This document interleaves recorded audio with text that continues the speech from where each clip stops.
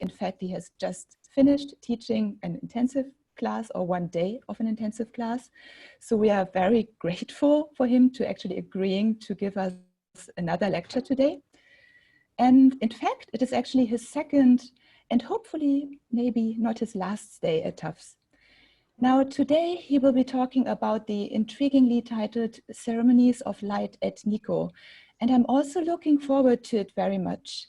So please join me in welcoming Professor Screech. So thank you everyone for joining. It's a great opportunity for me to present some work in progress, and I'm delighted to do that here at TUFS. It's my second visit.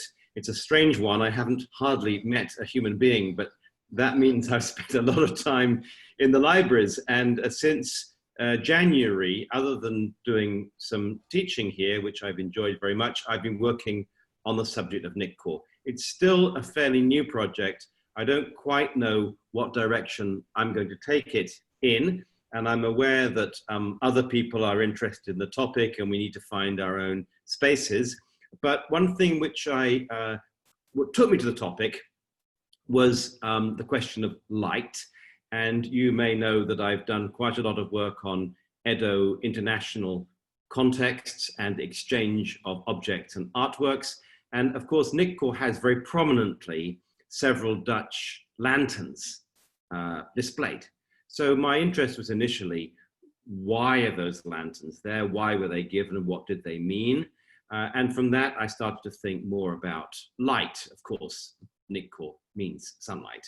So that's my topic for today, but I'll set it in context by laying out to you a few more wider opinions about Nikko, which you may wish to contradict if we have time for questions afterwards, and then move into the question of light. Now, I'm aware that probably everyone in this chat room has been to Nikko. You know where it is. You don't need me to tell you, but still, I will try to very briefly say the basics as well, just in case there are people who are not so familiar. Now, when I say to people, I'm working on the apotheosis of Ieyasu or Shinkakka, everyone immediately says Nikko Toshogu. But that's not really the best answer, because Toshogu was not the name of the complex until several generations on, and it is not even the first place, because Ieyasu died in Shizuoka at Sumpu, and he was buried at Mount Kuno. And so I will begin with Mount Kuno. It's in Japanese, but obviously you know that perfectly well. Edo is here, and Mount Kuno is here. Now, it was just a kind of chance that Ieyasu died in Shizuoka. He had lived there as a child when he was in hostage, and he obviously liked the place. And I have a great affection for Shizuoka too, so I can well see you might want to live your last days in that place. But the point was, when he died, the authorities, his advisors, were aware that his body, his human body, was something of great strength and potential power. It likely would become a site of pilgrimage. It could be used for all kinds of magical purposes. And that Kuno is not very significant, geographically speaking. It was not a good place to build some kind of cult, whatever that might eventually become, around Ieyasu's body and person. So the story is well known, but after Ieyasu's death, a document was supposedly discovered in which he said he wanted his body to be removed from the place of initial interment at Mount Kuno and moved to Nikko. So it happened 1 year later, 1617. But just to spend a little bit of time still thinking about Mount Kuno remained important because it had a Toshogu, it has a Toshogu there still, but it was a very traveled path. I mean, not that many people go to Nikko unless they are going to the shrine, but everyone goes past Shizuoka. It's right on the Tokaido. And so people would pass in front all the time, right? Now, they didn't have to diverge from the Tokaido and go to Kunozan. It's a little bit further on, but it's not a very hard trip. And if you do choose to go there, you have some dramatic and beautiful views. The site today is called Nihon Daira, which gives you a rather nationalistic edge to it. That name is a modern one, but of course it was called Nihon Daira because from this you stand and you see Mount Fuji. And probably it was about here that Sesshu in Kamakura period, or late Kamakura, came here and depicted Mount Fuji, in which would become the most famous painting of Fuji in all Japanese art history, and much copied. So this is not only a site where you see Fuji, but which the representation of Fuji in Japanese art history emerged. And if you look the other way, you see the sea, and today reclaimed land. This is mostly strawberry beds. So someone who's taking Tokaido with a bit of spare time might very plausibly think it was worth going to take a look at Mount Kuno. And if that's the case, people passed all the time. You might think there should be lots of commentaries about it. There should be lots of depictions of Mount Kuno, which would be useful for scholars to reconstruct what people thought about the place. But there are virtually none. Some people know more than me, many people know more than me, and they might be able to correct me. But this is one of the only depictions of Mount Kuno I've ever come across. And it's late in the Edo period, and it's one page inside a big fat book of Sansui imagery. So I wonder about this absence. And it's linked, I think, to a Tokugawa shogunal concern, which is that on the one hand, they make public monuments, Edo Castle, these are big sites, you can't not see them.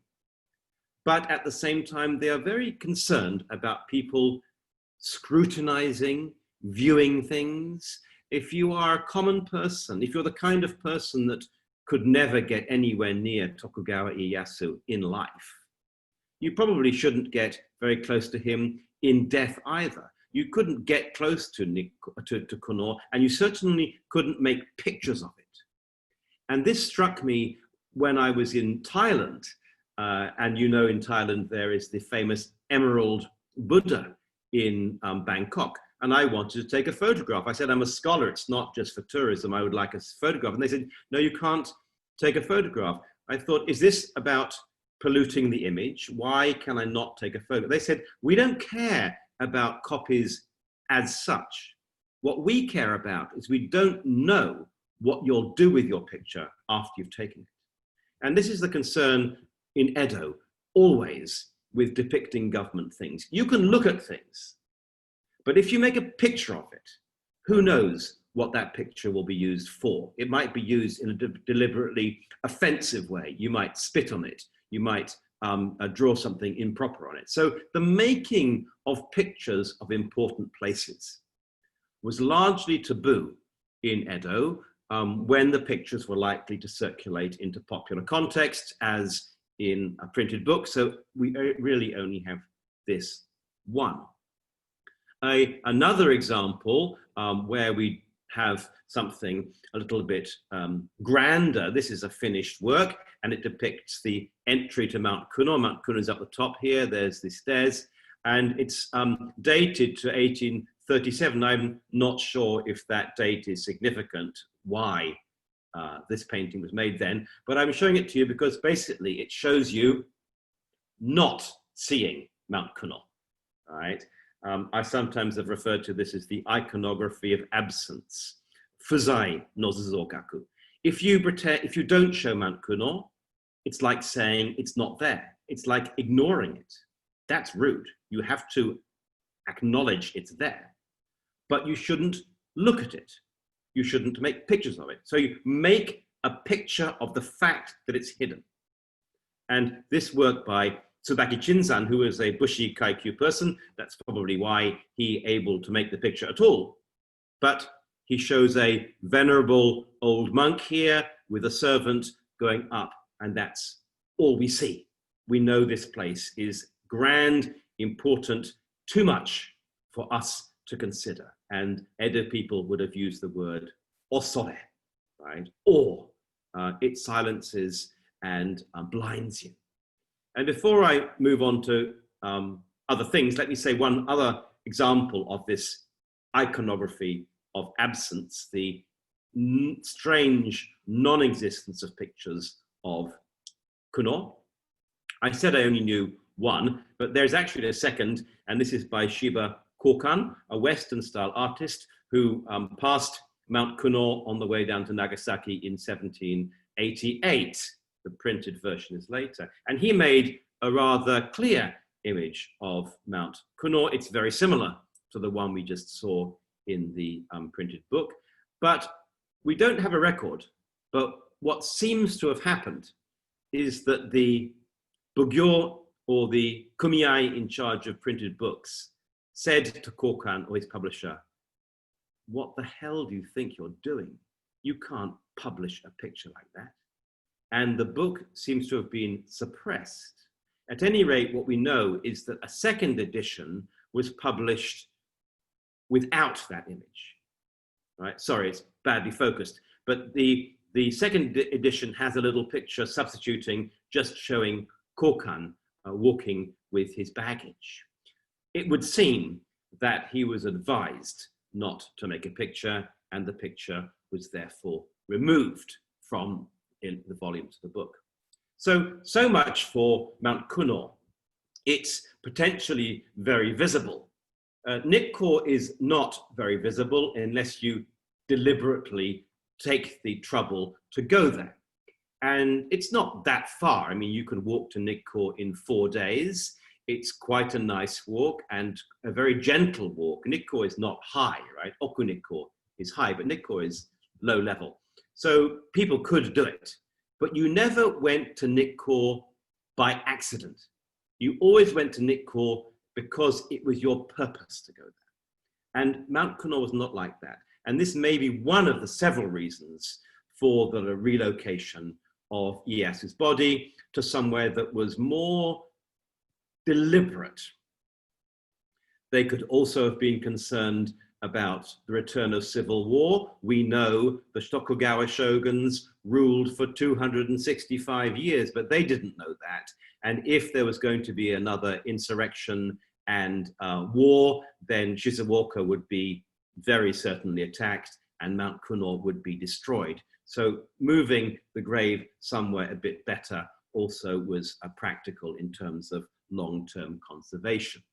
We will return in a second to Nikko. But why leaving Mount Kuno? You can see various reasons for it. So Ieyasu's body is initially at Mount Kuno, and he is made a divinity, a kami, or rather he's made a gongen.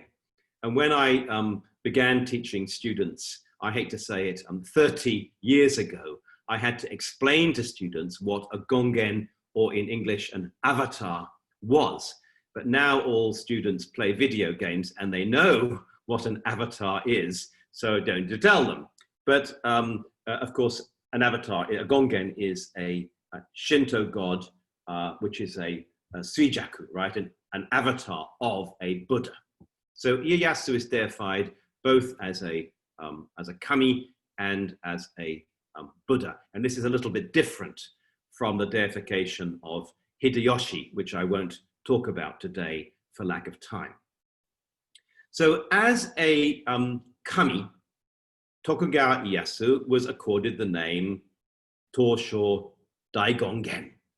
And there are very, very few pictures of Tosho Daigongen, probably because although he's a kami, anyone can view and worship a kami. He was, of course, a man until recently. So almost the only divine portraits of Ieyasu were made specifically for the shogunal family, only for them.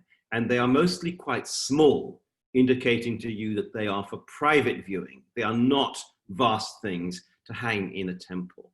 And many of them were made for Iemitsu, who frequently dreamt of Ieyasu. And fundamentally, it's a portrait of the living man, but he's in a shrine with the Koma Inu upstairs, a Kara Hafu, a blind, a Misu here, and we know we're not seeing the man, we're seeing the divinity. And the name of the divinity was To-Sho Dai Gongen, Gongen Avatar, Dai Gongen Great Avatar. To-Sho, there was much debate about this. The shogun is not allowed to invent his own Shingo, right, his own divine name. The court only can devise Shingo. So the court agreed to the deification of Ieyasu. They'd already agreed to the deification of Hideyoshi. They need a name, and the court cannot decide on a name. They can't decide what to call him. They have various proposals, and amongst the many proposed, the Tokugawa Hidetada selects To-Sho.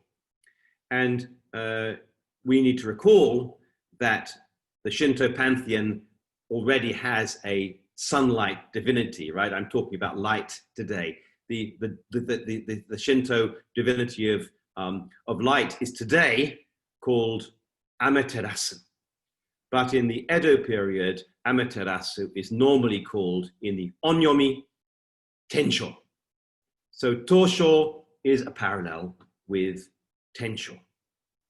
That parallel is lost today because we have renamed Amaterasu. So if this is the kami version, behind the kami is a honji, a Buddha. And again, many options were available. But because Ieyasu rules in the East, and because he had, in a way, cured Japan, right? Japan was like a body that was bleeding throughout Sengoku. Ieyasu cured the country. And he was therefore associated with the medicine Buddha. The medicine Buddha's paradise is said to be in the East. The medicine Buddha's color is blue.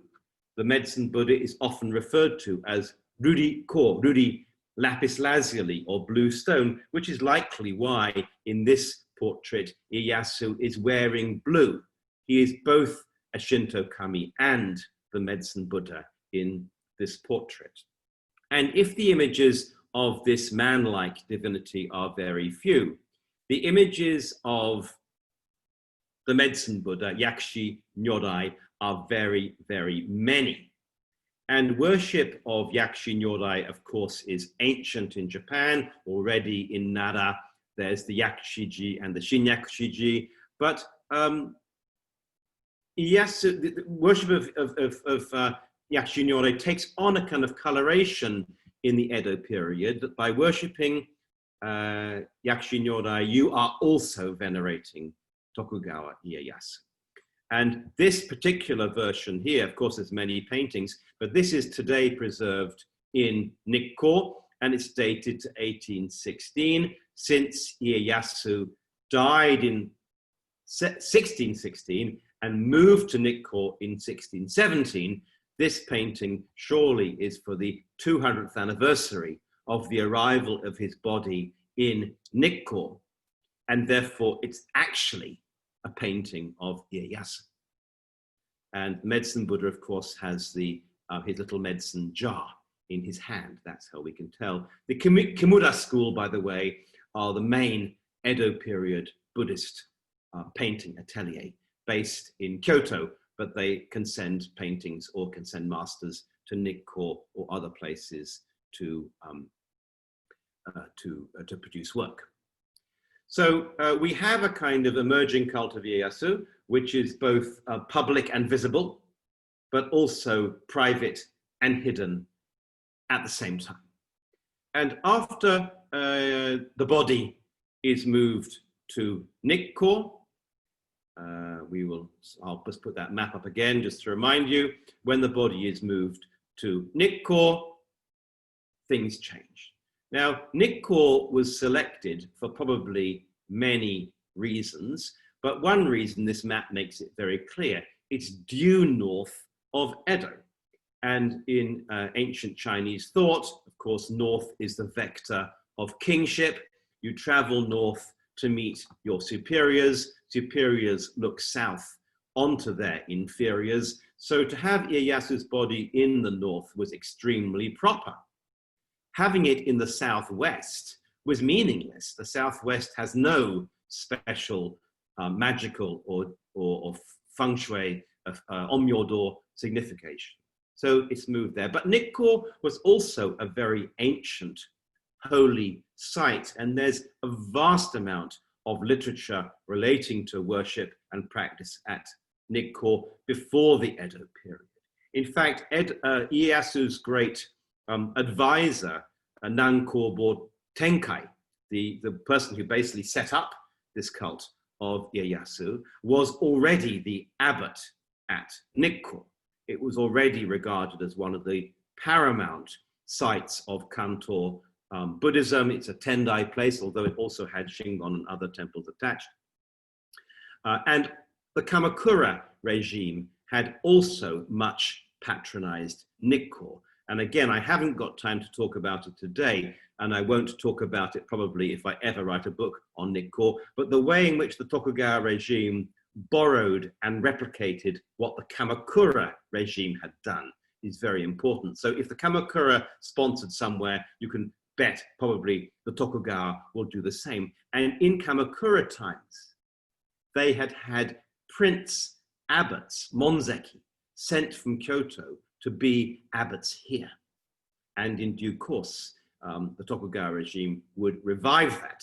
And once again, there would be monzeki, hoshin no, right? Prince abbots running Nikko. So we have a place which is holy, which is associated with the first shogunate of Japan, the Minamoto, which is easy to get to it from Edo, but you don't go it haphazardly. You go there with a purpose to go, as a pilgrimage should be. And the geography is such that it's a great location, right? I mean, due north of Edo, tucked amongst the hills with long-standing religious activities, also around here, which is modern day Maebashi, called Imayabashi in the Edo period. You can cross the mountains to Nikko, a long established Shugendo pilgrimage trail here. So Nikko is not new for the Edo regime. So Tokugawa Ieyasu's body is put onto a kind of bier, we'd call it in English, a palanquin, and is taken to Nikko. And the route we know, because records remain, it kind of go around the side here and go up to Nikko past Kawagoe, and didn't go through Edo, goes past Mount Fuji, which of course Mount Fuji is a site of great, well, I don't have to tell him, the ultimate significant site in Japanese religious topography. This is the Gyoan, the funeral palanquin that Ieyasu's body was taken on. It still is there, and it was taken with enormous ceremony. And all the people were told, clear the way. Nobody must come anywhere near. Nobody must look at this as it's going past.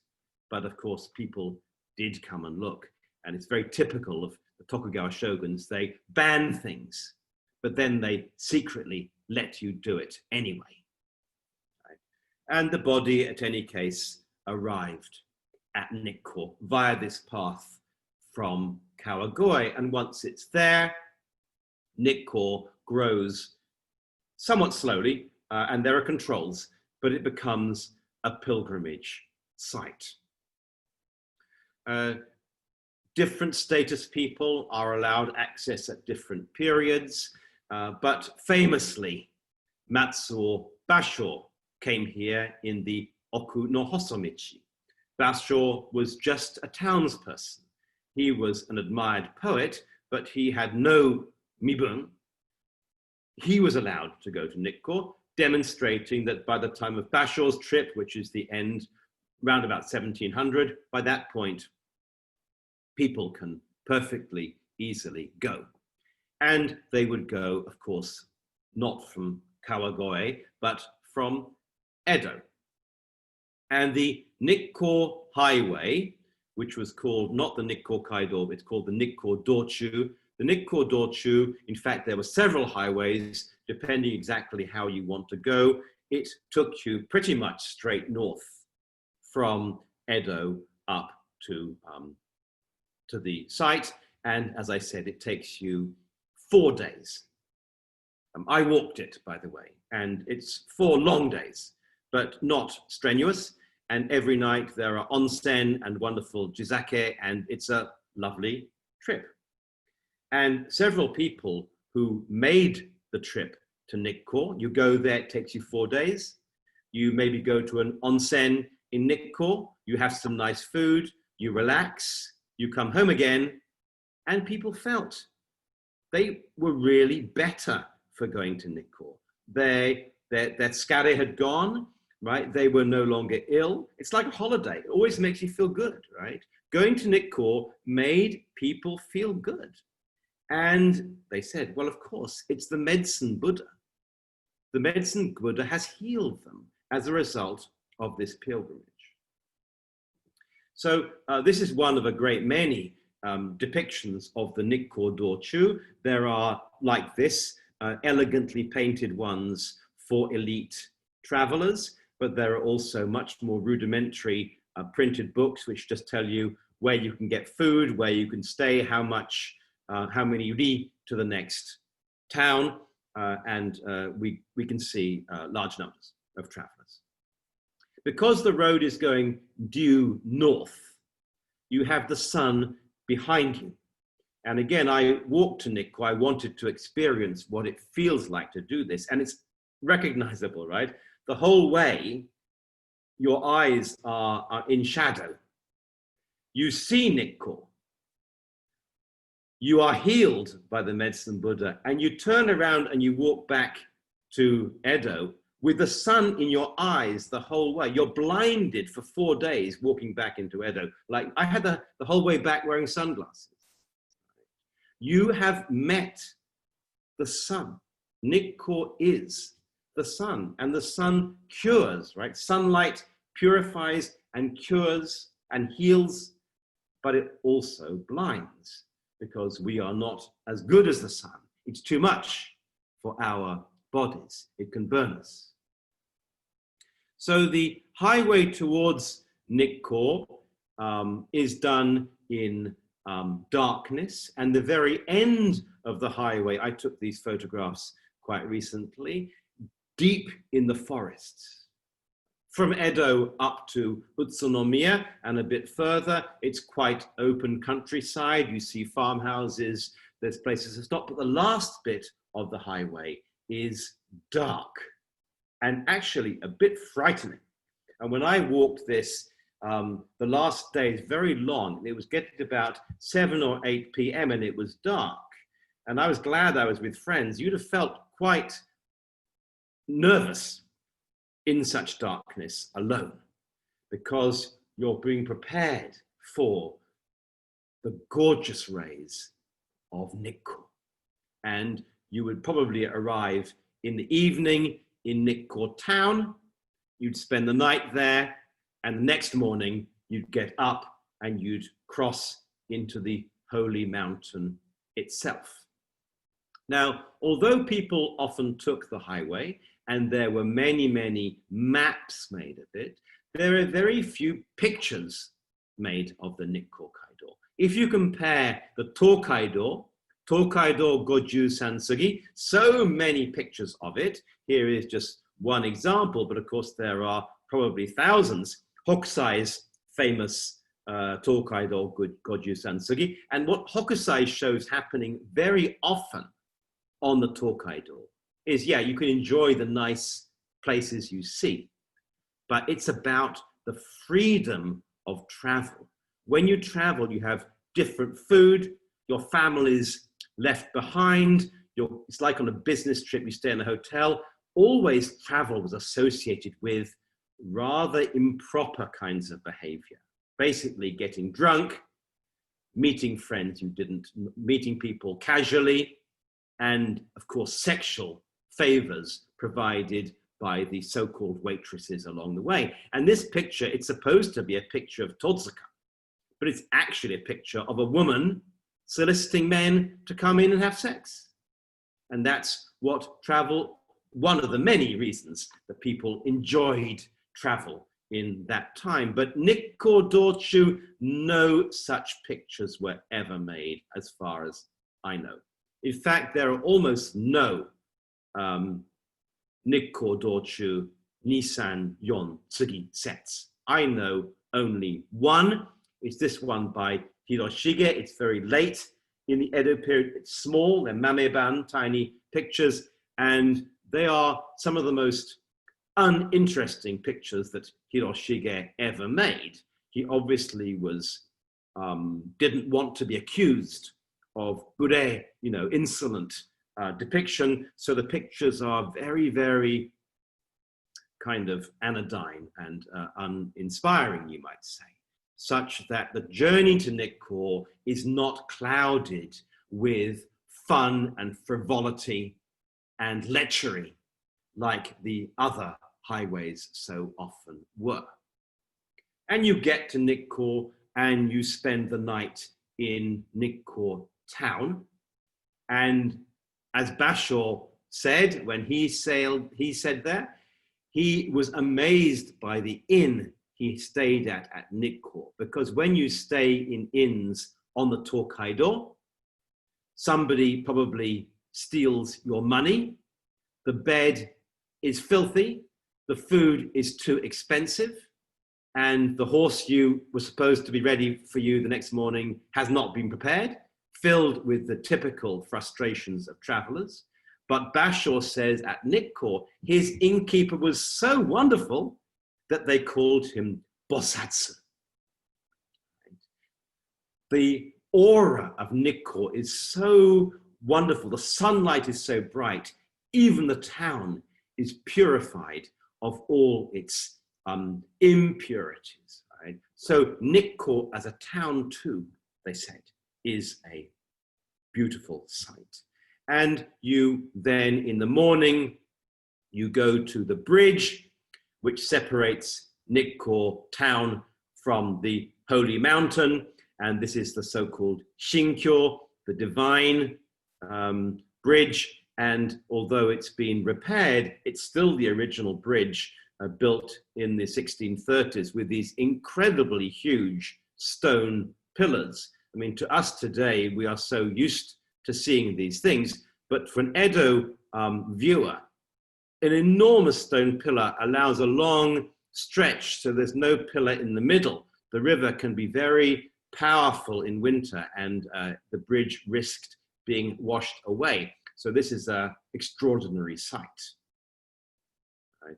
And because the bridge was so special even at the time, next to it there was a karibashi, a substitute bridge, which was used by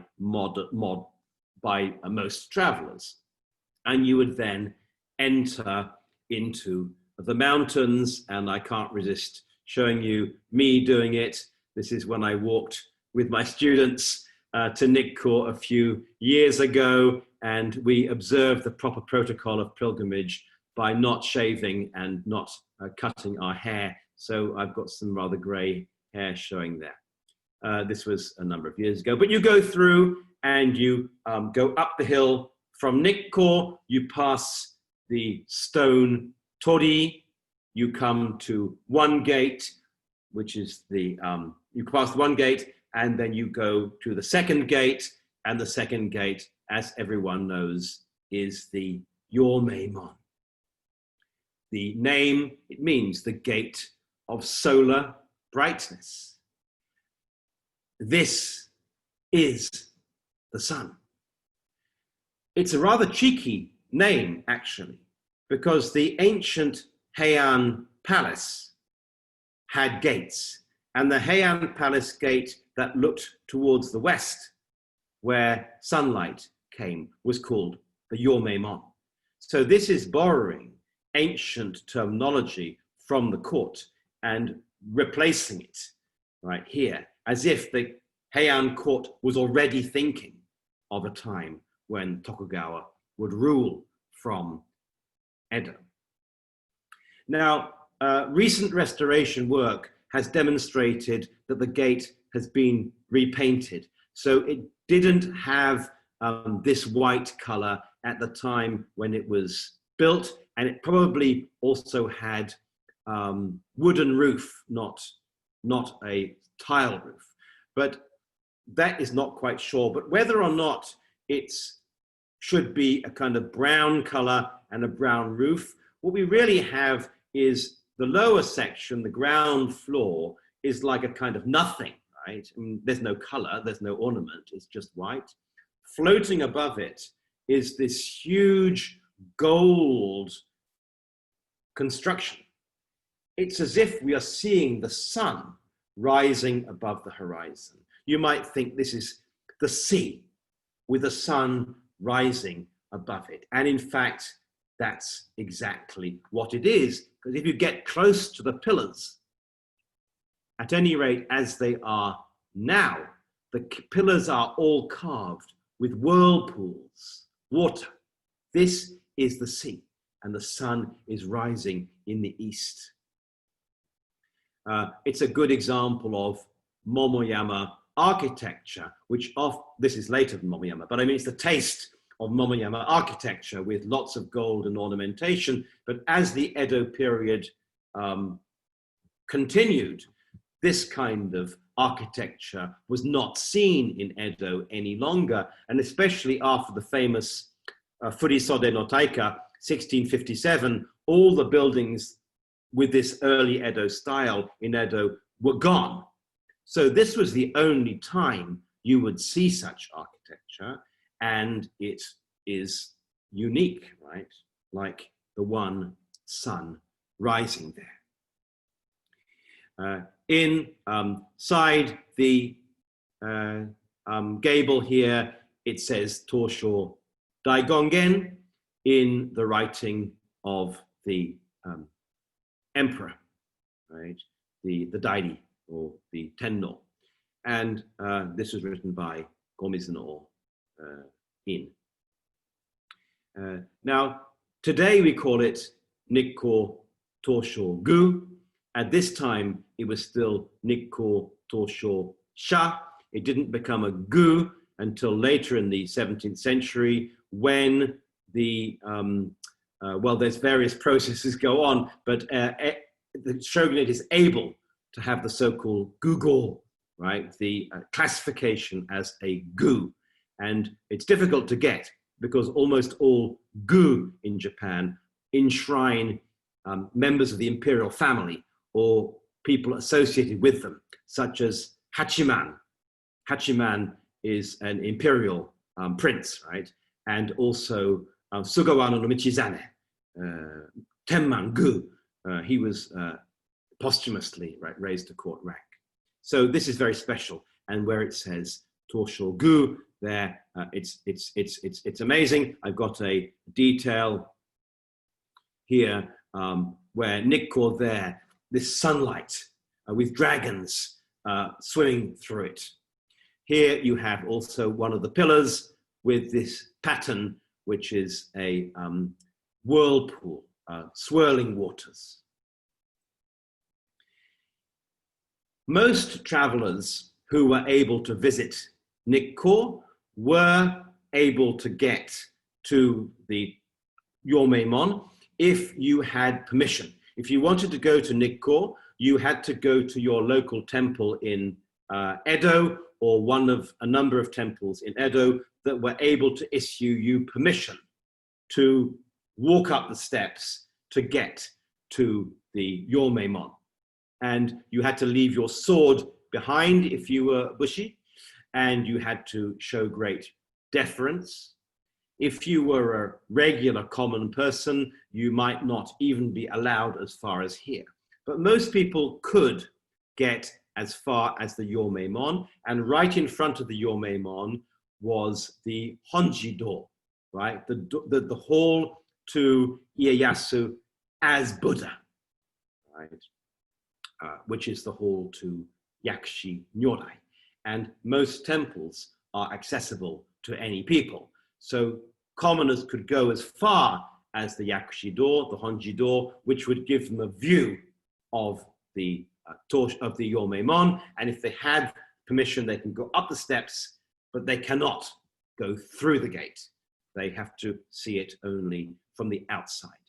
And if you were able to stay there through the evening, you can see the pole star exact north above the gate of the Yomeimon and all the other stars circulating around it. Well, this is a modern day photograph. They couldn't see that at the time, but it shows you how Nikko is due north. Now, if you go through the gate, which most people cannot do, you see something rather strange on the other side. Of all the pillars carved as whirlpools, the one pillar on the inside on the left is upside down, right? The carving is upside down. It can't be an accident because it's blatant to see. So why would they carve the pillar upside down and only visible to people who've gone through?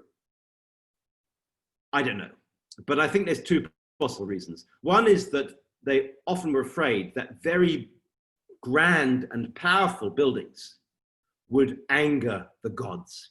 And there are stories of kings in Japan and also in China who built palaces too big, and the gods were angry and sent lightning to burn them down. So this might be a way of slightly compromising Nikko's excellence by doing something wrong. But there's also another interpretation, which is my interpretation, which I think is more interesting, which is that the Tokugawa family invent this cult of Ieyasu. They know perfectly well Ieyasu was just their father or their grandfather. We probably all venerate our grandfathers, but we don't think that they were gods. This is a way of the Tokugawa family kind of saying to themselves, we question this. It makes us think. And I talked to this to a friend who works on the Roman history, and she's written a book about Roman triumphs. And when a Roman general won a great victory, he was welcomed back into Rome and treated for the day as a god. But while he's being treated as a god, there's always a slave standing beside him, whispering into his ear, no, you're only a man. And I think this is similar. The Tokugawa, while creating this divine kingship for themselves, are aware and want to remain aware. They are men, just ruling a country of people. This is my view. How do we know? When you approach the Yomeimon, you are approaching the sun. But as well as the sun, which is, of course, a natural form, the Yomeimon is surrounded by lanterns. And in Shinto and also in Buddhism, much use is made of lanterns and much symbolism of lanterns. A lot of Shinto and Buddhist rituals take place at night, so you do need illumination. Having lanterns at Nikko is just to be expected. But the Nikko lanterns are different from lanterns anywhere else. They are strange and puzzling and deliberately unique in various ways. Take one which sits exactly at the foot of the Yomeimon staircase. It's this. Donated to the shrine by Date Masamune, who was one of Ieyasu's great supporters, one of the principal daimyo of the country, a very powerful person who semi-deified himself as well later on, as we have a wonderful book recently written about that by Anton Schweitzer in Kyushu University. But anyway, Masamune is given a lantern, but it's a lantern made of Portuguese metal. It's a special thing. Most people can't get foreign metal. Yet Masamune sent the embassy to Rome, right? The Keicho embassy. He had special dealings with foreign countries. So he has made a special kind of lantern, a lantern which almost is as if the King of Portugal or the King of Spain has donated it. They didn't really donate it, but it's like the illumination of foreign places is also being offered here. And if you go up the steps through the Yormeimon, just through on the other side is another very odd lantern, this one here, which is donated by Tofukumon In, that is to say, Hidetada's daughter, Ieyasu's granddaughter, who went off to marry Gomizuno Tenno, and they hoped that she would have a son who would be the next emperor. Actually, it didn't happen. She only managed to have a daughter. But in any case, it was hoped to be the person that would bring the Tokugawa and the imperial families together. So she donated this lantern. And why this lantern is strange, this is made out of Japanese metal, not Portuguese, but it has an open work metal, what do you call this part here? And anyone looking at this lantern immediately thinks of something else. They think of the Todaiji lantern. Standing in front of the Todaiji is also a large metal lantern with open work. This is the temple of the imperial family. The Buddha inside is the Tenno, right? When Shomu built this temple, he polished the Buddha inside with his own hands, declaring his oneness with it. Nikko is being equated with the Todaiji and the cult of the imperial family. And remember, this building here is from the 18th century. When Nikko was built, the Daibutsu was in a temporary hut. So Nikko is much grander than the Todaiji in the Edo period. But the Todaiji did have this Nara period lantern which had survived.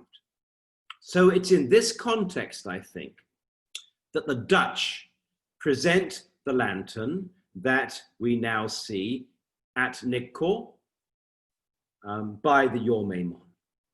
And there are quite a lot of records relating to this, but basically the Dutch did something rather improper, and the shogunate was extremely angry, and they banned them from trade. There's several years in which no Dutch ships come to Japan, and the Dutch East India Company suffers severe losses as a result of this, and they want to get back into favor with the Tokugawa regime, and they must have asked, what can we give that will bring us back into favor? And somebody must have said, what they will really like is a lantern to offer to Nikko. We've got one with Portuguese metal. Let's have one with Dutch metal. These are the foreign countries. And so the Dutch produced a fantastic, well, they probably bought one that was already available. Amsterdam had many lantern makers, and Dutch churches are filled with hanging lanterns. Just exactly the same. This is one example here, lanterns, right? Hanging in Dutch churches. People could make them. They were very expensive, but they could be made. So one was bought and sent to Japan. And so it was put inside this space, because Japanese buildings don't have high ceilings. In Holland, you hang it from the ceiling. In Japan, you can't, so it stands on the ground. And in Holland, it's indoors, so it remains shiny. This one here is no longer shiny. But it was restored a few years ago. And when they restored this lantern, they found the maker's name. Right? And we know it was the maker who made the lantern that hung in front of the grave of William the Silent. William the Silent is the founder of the Dutch state. Hanging in front of the grave of the founder of the Dutch state is a lantern that's exactly the same, well, almost exactly, as the one in front of the founder of the Japanese state. Right? This is the grave of William the Silent, and this is the lantern hanging in front. So the Dutch really had a great coup with this gift. It was hugely admired by the shogun. There are two versions, and they were allowed to return to trade with Japan. And of course, the Dutch remained trading with Japan right through until the Meiji period. Well, having given one lantern that won them great praise, the Dutch decide they will give another lantern. So this time they have it built in Amsterdam, but they know Japanese buildings don't have high ceilings. So the second lantern is made with a stand, so it can sit on the floor and not be hung from a chain. And that second lantern, in fact, they decide to make two identical ones. And arriving in the Dutch East India Company trading station on Java is two lanterns, just like the one very like the one we just saw, but now on stands, more useful in Japan. And the Governor General in Java says, fantastic gifts, but it's silly to give the shogun two. Let's give the shogun only one, and let's give the other one to the second most important person in the world. For the Dutch, the shogun is about the most important person. They trade with him, they make a lot of money. The second most important in the world for the Dutch is the Mughal emperor in India. So one lantern is sent to India. This is the Mughal emperor who receives it. And he says, I like it very much, but unfortunately, I cannot accept a present made of bronze because bronze is too common.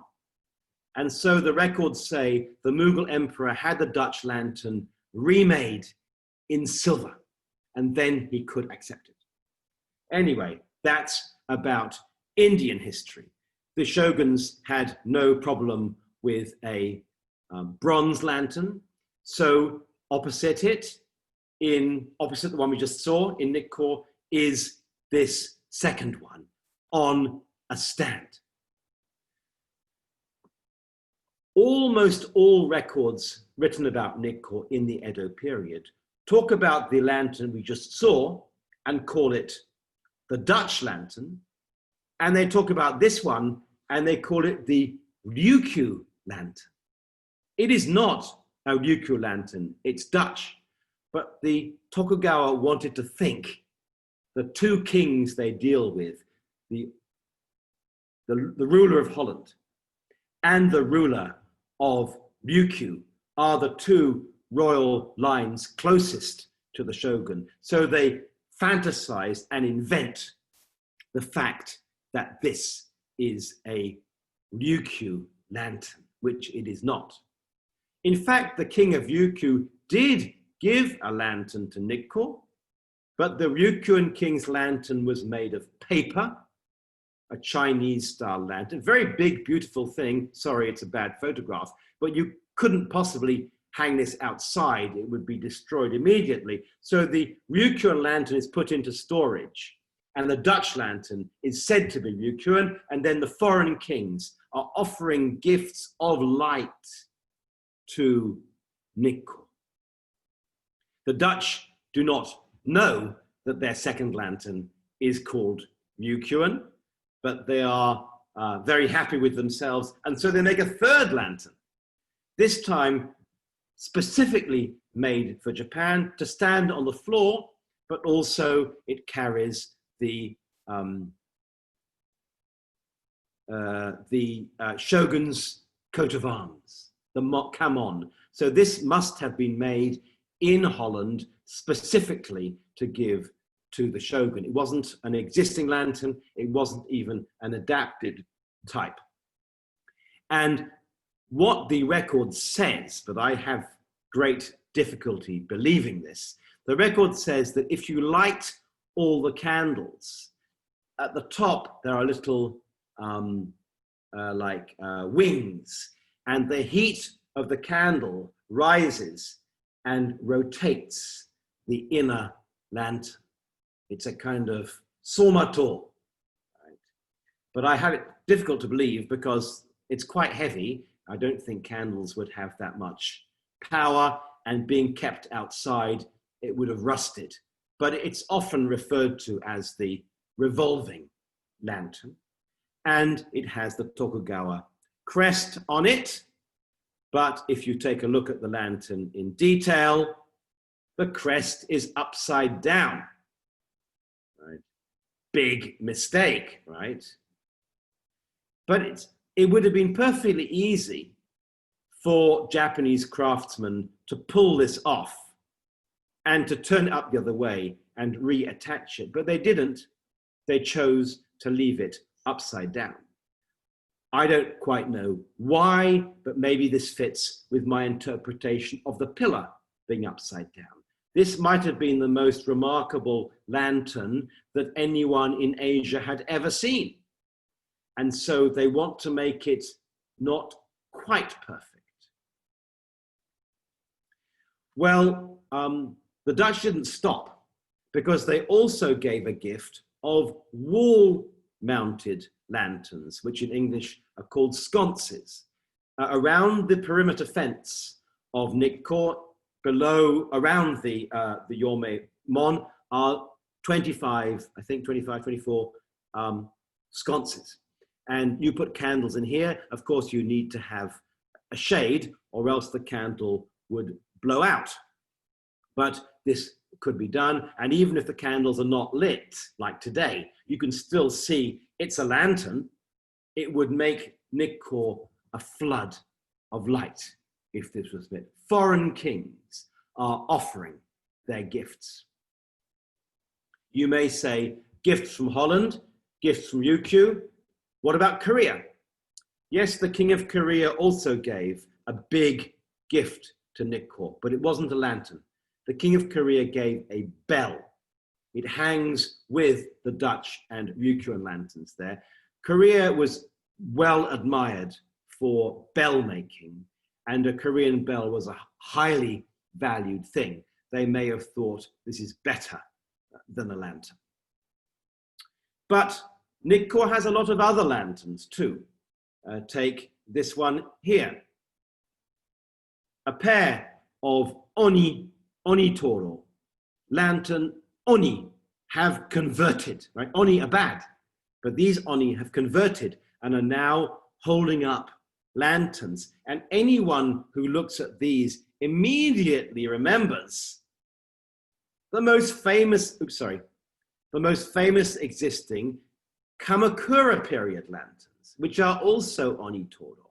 So we'd seen Kofukumon In gave a lantern that referred to Nara and the Todaiji, but the Tokugawa themselves think much in terms of Kamakura behavior, and the Kamakura, a great sculpture of Onitoro, replicated at Nikko. The history of Japanese exceptional lantern making is being brought in to Nikko and displayed there.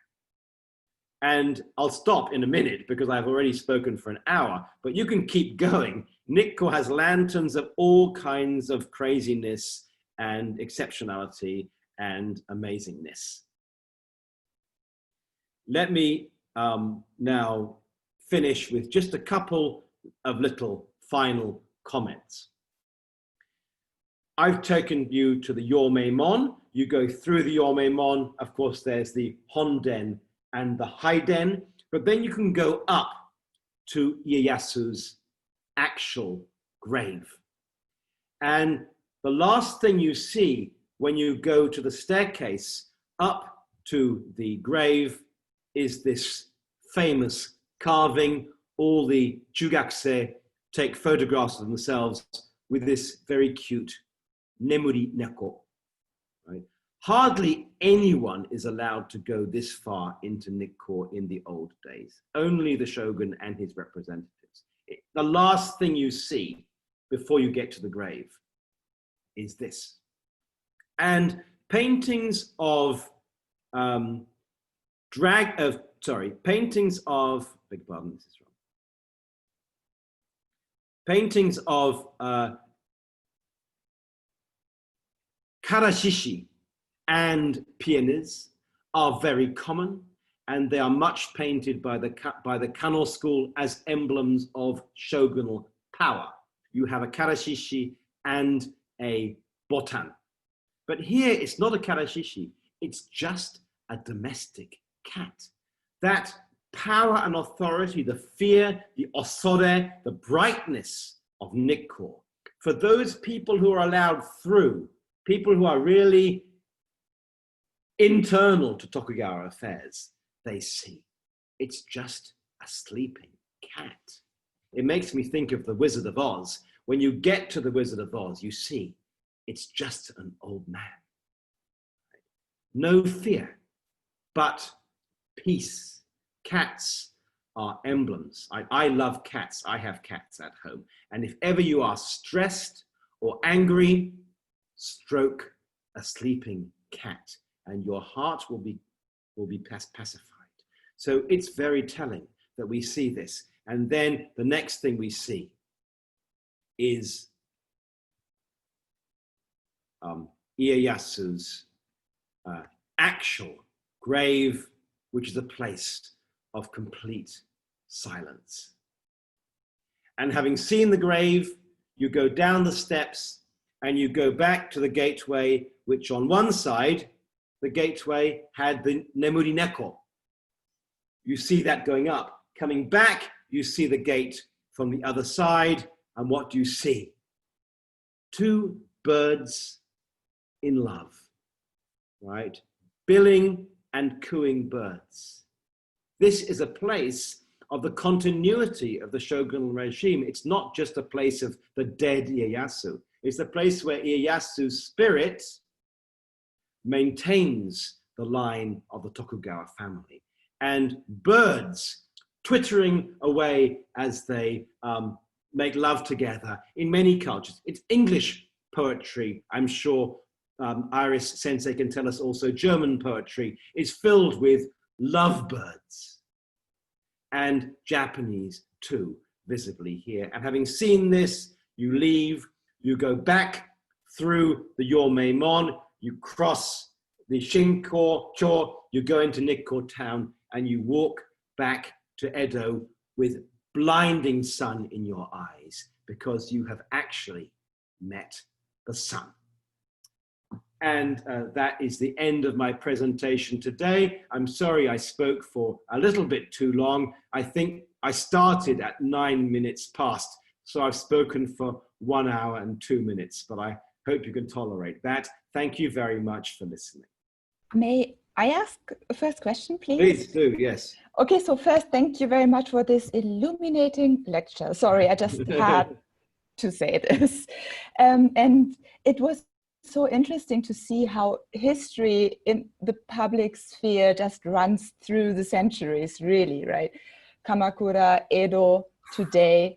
It was so interesting to see, and it really wants me to go back to Nikko, which much more knowledge and understanding, and lantern hunting, really. So, but my question is, this relationship between sunlight, deity, apotheosis, I found that very interesting.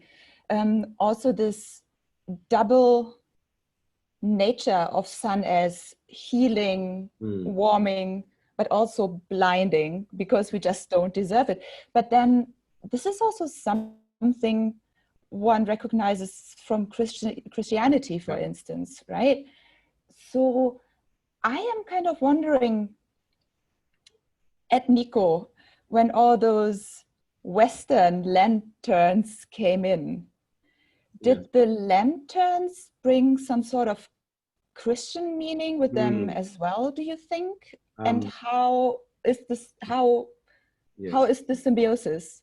Sasagani, you've asked a very interesting and difficult question. Because my research into this topic is very far from complete, I can't give you a properly considered response. But my assumption is that the Christian input is extremely strong into the very notion of the deification of the Ieyasu. Let's remember that Hideyoshi was deified before, and before Hideyoshi, perhaps Nobunaga was deified. The only people who say Nobunaga was deified were Christian missionaries, right? There is not one record from the Japanese side saying that Nobunaga was deified. The Christians say he deified himself as a way of criticizing him, showing how bad he was, right? So in a way, the whole idea of turning human beings into kami was invented by the Jesuits, right? And they were also seeking to have Francis Xavier, who of course opened the mission to Japan, they were seeking to have him canonized and made a saint at this time. So the Jesuits in Japan are much involved with trying to promote the idea that a human being can move to the next level, not, of course, a god in Christianity, but a saint. And Iris, one day I hope I can answer a proper response to you, but certainly Christianity is very close. And Shinto at this point, right, the governing body in Shinto was the Yoshida house, Yoshida Shinto. And one of the main Yoshida branch families became Christian, right? And they imbricated Christianity very much. Subsequently, Christianity is expelled. And by the time Nikko was built, Ieyasu died, the Christian missions have already been expelled from Japan. So they're certainly not doing anything deliberately and visibly Christian, but there could certainly be things which have entered into Japanese consciousness via the fact that the missions were there for 50 or 60 years. Thank you. I will read your book when it comes out. Wait about 10 years, yeah. Okay. Thanks. Well, can I have a question? Yes, please. Okay. Sorry, who is this? I can't see. Oh, yes, I am Sensei, yes. Hi, Screech Sensei. Thank you very much for, yes, very, very interesting lecture. Yeah, I've been to Nikko only once, and I went there as a tourist. Now I can reflect my trip to Nikko, and then started, began to understand more through your lecture. Yes, well, there are many questions actually I'd like to ask, but but just firstly comment to what the discussion between the How Come Sensei and you. Yes. And it's about Christian influence, and which is very, very interesting idea. It's, to me, this the Ieyasu was more like a patron saint. Yeah, because he was, as you said, the due north, the location of the Nikko as being due north, seems to be very important, and it certainly gives kind of the nature of the idea of the patron saintness to the Ieyasu as a deified figure. My question actually is about the location of the Nikko. You have, I mean, you already explained us the important significance of the Nikko, but you didn't mention. I was wondering what do you think about the name, the meaning of the name Nikko itself? Because it's Nikko now written as a Nikko. Yes, it's a sun and light, but it used to be written in a futaraku, two and arai. So, and it has a connotation, with the Buddhist idea of the saint, the holy place of the Kannon Bosatsu. Do you have any comments on this? Yes. Thank you very much. So, of your two questions, the first one about Ieyasu's patron saint, I've thought a bit about that, and today we say kami very easily, and Shin, when he was made Tosho Daigongen, it's called a Shingo. It is a kami no namai, but these Shinto gods are, kind of like, it's not like Amaterasu who lives up there. There's many different kinds of Shinto god, and some are like Myojin and Gongen, and so it's hard to say god. So when I do this in English, I try to avoid saying deification, because it gives a wrong sort of sense of exactly what category of superhuman being he became. So your suggestion of something more like patron saint, I think, is very helpful and very useful. So thank you for suggesting that.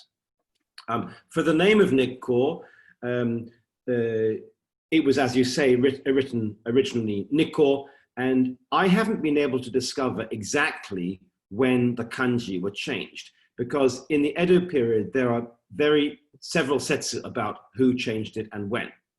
Some people say that Kobo Daishi changed it. Some people say it wasn't changed until Tenkai arrived. So we can't know, or I don't know yet. But of course, the fact that the place name means the sun's rays allows this paraphernalia of solar worship to build up around Tokugawa Ieyasu.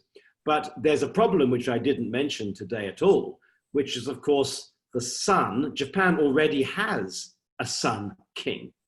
It's the emperor, right? The emperor is the descendant of the solar divinity. Right. So the Nikko may be created in the hope that the Tokugawa family and the Imperial family will unite in a marriage and a child. We just don't know. It may also be, I've been thinking about this, but I'm not sure I can say yes or no. I stressed today a lot about lanterns. Lanterns are artificial light. They are not the sun, right? Lanterns are when human beings try to copy the sun. And it may be, I'm not sure yet, it may be that the shoguns say, okay, the emperor is the sun. We are artificial light, because the Japanese imperial family is part of nature, right? It just goes, there is no time or space without an emperor of Japan. But shoguns come and go. Shoguns are artificial lineages, they know that, right? So that they can be more properly emblematized by light, and the court family can be emblematized by the sun. Perhaps. It's what I'm thinking about now. Right. Yeah, so thank you very much for your comments. Yeah, maybe just one comment because because you just mentioned the emperor, because emperor is regarded as a descendant of the Amaterasu. Yes. And then according to the Honchi Suijaku Setsu, the Amaterasu is actually avatar of the Dainichi Nyorai, Mahabharata. And then on the other hand, the Ieyasu was actually regarded as the avatar of the medicine Buddha, Yakushi Nyorai. So yeah, it seems to be kind of interesting parallel there. Yes. Yep. Yes, definitely the parallels are being created. And for much of Japanese history, I think Aoyama Sensei knows much more than me, but for much of Japanese history, Issei was not particularly associated with the Japanese royal family. I mean, they didn't go, they didn't send things. It's often in Edo, precisely as Nikko is being created for the shogunal family, Issei is rebuilt and made grander, right? And many Issei rituals which had disappeared in Sengoku are recreated, paid for by the shogunate, in order to make an equivalent one at Nikko. And the practice of the court sending reiheishi, right, representatives to Issei, is revived by the Tokugawa in order to make a parallel visit of reiheishi to Nikko. Thank you very much. It's a very, really illuminating. Thank you. Thank you, thank you. I'm happy with, if anyone prefers to ask a question in Japanese, of course, that's also fine too.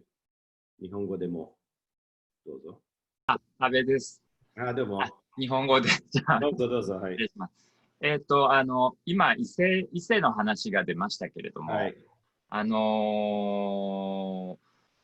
江戸時代の後半などでは、その伊勢参りということで、こう、伊勢に行く人が多くなったっていう、人気になったという時期があったと思うんですが、それについては、例えばこう日光はあまり人が行くことができなかった。はい、一方、伊勢はまあ人がたくさん行くことができたということで、この伊勢については、徳川家というのはどういうふうに考えていたんでしょうか、というのが質問です。Hi, thank you for your question. Sorry, I'll reply in English.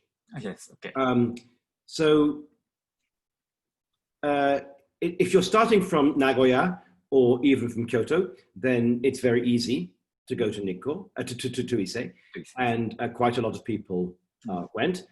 If you're starting from Edo, it's quite a long way. You need at least 3 weeks, and people can't afford a 3-week holiday, 3 weeks staying in inns. So not so many people went, but we have to remember that the biggest thing at Issei was the yukaku, right? It's a brothel town, and boys went to Issei to lose their virginity. That was the point of Issei for most people.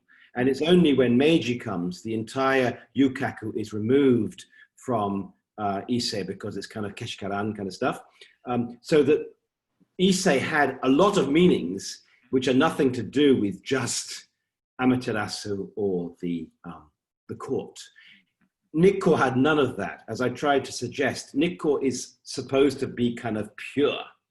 And I'm sure there were kind of women that come and look after the travelers and such things. There were many young monks as well. But officially speaking, Nikko has no yukaku.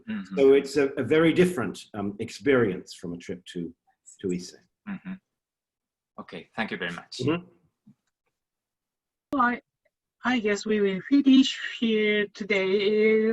So, Professor Aoyama, I'd like to ask any closing remarks or. Okay, well, I'd like to express my sincere gratitude to the Screech Sensei to, give your take some time to give us a very, very interesting lecture. And I'm talking on behalf of the HIPS program because I'm Dean of the Graduate School of Tokyo University Foreign Studies, but also the representing the HIPS program in Japan side. And from this autumn, and despite this, Corona, COVID-19 pandemic, but we're still trying to, go ahead with this program. And starting from September, there'll be 19, I think there are 12 students, sorry, from Japan and Europe got together. And then they studied in Japan and the European countries for 2 years for a double degree master program. And then sure, in the theme of the history in the public sphere. And I'm sure they're going to learn a lot. And then for this, endeavor. It's already the I appreciate that the cooperation with the professors from the CAAS unit, the Consortium of Asian African Studies, which is really helpful for this HIPS program. So yeah, really, and in today's lecture is, I think, it's a very good example of how it can be so successful in the coming years. So I would like to say thank you again, and I hope Screech Sensei and Hakam Sensei and all other CAAS unit members will join the HIPS program as well. Okay, that's all for now. Yeah. Thank you very much.